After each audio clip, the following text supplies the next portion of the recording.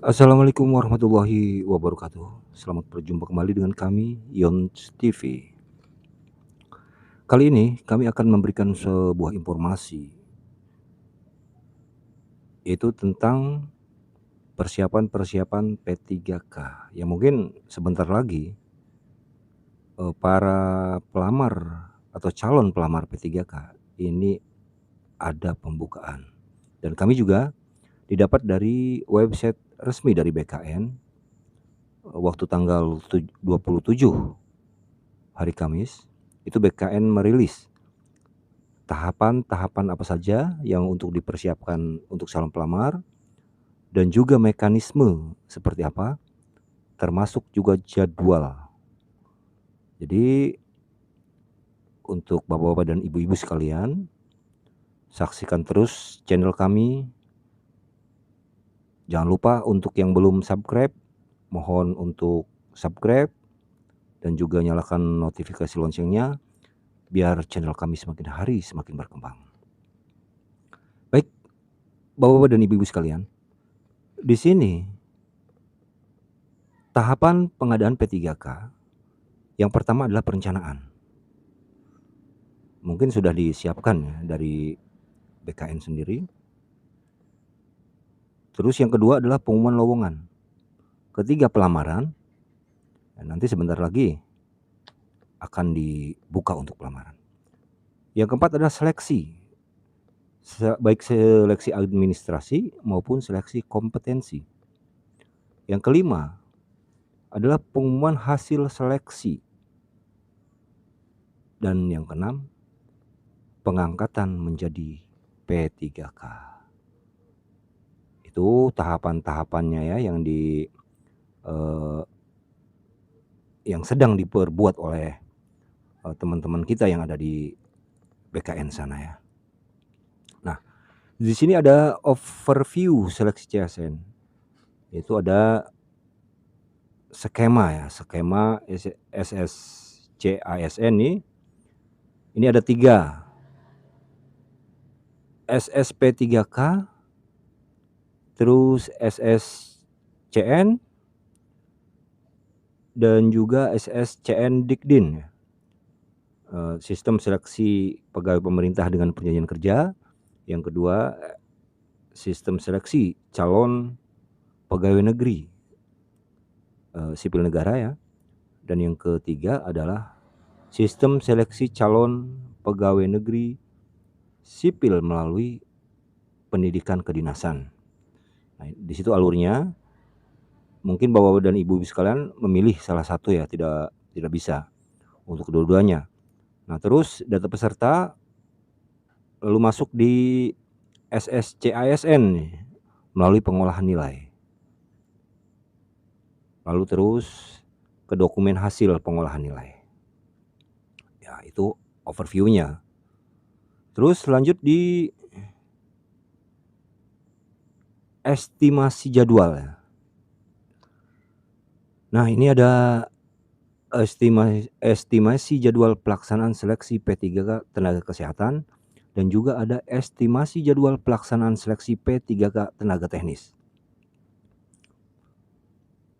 Ini ada perbedaan ya, perbedaan antara tenaga kesehatan dan juga tenaga teknis. Nah, kalau kita lihat dari tenaga kesehatan itu pengumuman ini di nomor 1, pengumuman seleksi itu dijadwalkan pada tanggal 31 Oktober sampai dengan 15 November 2022. Terus yang kedua adalah pendaftaran seleksi. Itu di 31 Oktober sampai dengan 15 November. Terus pengumuman hasil seleksi administrasi instansi itu dilakukan pada tanggal 16 November. Yang keempat ada masa sanggah ya. Mungkin bagi bapak-bapak yang merasa dirugikan, itu ada masa sanggah.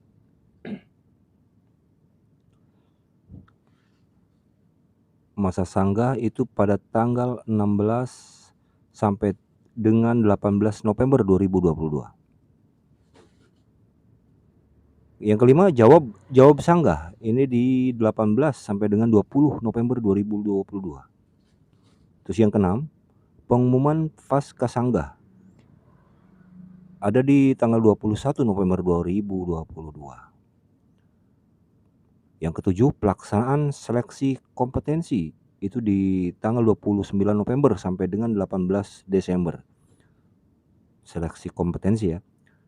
Yang kedelapan, pengumuman kelulusan. Itu di tanggal 16 sampai dengan 17 Desember 2022. Yang kesembilan, ada masa sanggah lagi. Ini di tanggal 18 Desember 2022. Yang ke-10, jawab sanggah. Itu di tanggal 18 sampai dengan 20 Desember. Nah, yang ke-11, ada pengumuman kelulusan pasca sanggah. Ini di tanggal 21 Desember 2022. Nah, ini pengisian DRH, nomor induk pegawai pemerintah dengan perjanjian kerja ini di tanggal 22 Desember sampai dengan 14 Januari 2023. Yang ke-13, ada usul penetapan nomor induk pegawainya. Itu di tanggal 10 sampai dengan 31 Januari 2023. Baik Bapak-bapak dan Ibu-ibu sekalian, sekarang kita estimasi jadwal pelaksanaan seleksi P3K tenaga teknis ya. Ini di nomor 1, pengumuman seleksi dijadwalkan pada tanggal 7 sampai dengan 26 November 2022. Yang kedua, pendaftaran seleksi di tanggal 7 November sampai dengan 6 Desember.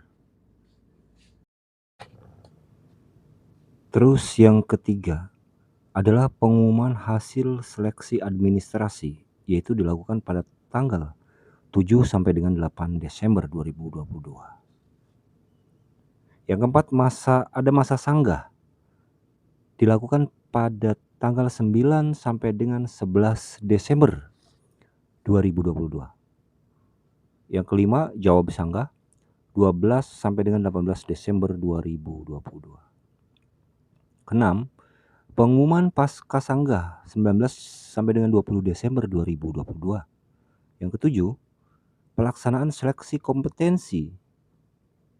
Ini seleksi kompetensinya ya, yaitu pada tanggal 22 Februari sampai dengan 16 Maret 2023. Yang kedelapan, pengumuman kelulusan 23 sampai dengan 24 Maret 2023. Yang kesembilan, ada masa sanggah 25 sampai dengan 27 Maret 2023. Yang ke-10, jawab sanggah yaitu 28 Maret sampai dengan 3 April 2023. Yang ke-11, pengumuman kelulusan pasca sanggah 4 sampai dengan 5 April 2023. 12, pengisian DRH, nomor induk pegawai pemerintah dengan perjanjian kerja tanggal 6 sampai dengan 20 April 2023. Yang ke-13, usul penetapan nomor induk pegawai pemerintah dengan perjanjian kerja yaitu tanggal 27 April sampai dengan 11 Mei 2023. Maka ini sudah tuntas ya. Di tanggal 11 Mei 2023 bagi teman-teman yang lulus ini langsung mendapatkan nomor induk. Ada ya pada perbedaan dengan tenaga kesehatan dengan tenaga teknis ini. Kalau mungkin lebih dulu ya di tenaga kesehatan ini yaitu di penetapannya di tanggal 31 Januari. Kalau tenaga teknis di bulan Mei. Mungkin itu adalah estimasi ya, bisa saja sewaktu-waktu jadwal itu berubah. Dan ini adalah mekanisme seleksinya. Ya mungkin bapak-bapak dan ibu-ibu sekalian bisa menyaksikan seleksi dan mekanisme CASN ini. Dimulai dari sinkronisasi data formasi, langsung ke setting admin, terus lanjut ke bawah sampai pengolahan nilai akhir.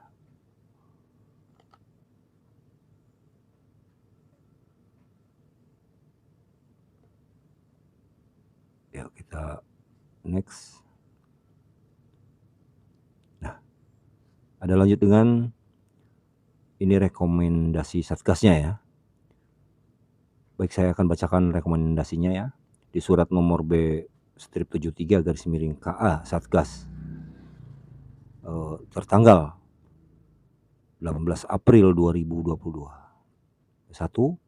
Pelaksanaan seleksi wajib menerapkan protokol kesehatan antara lain.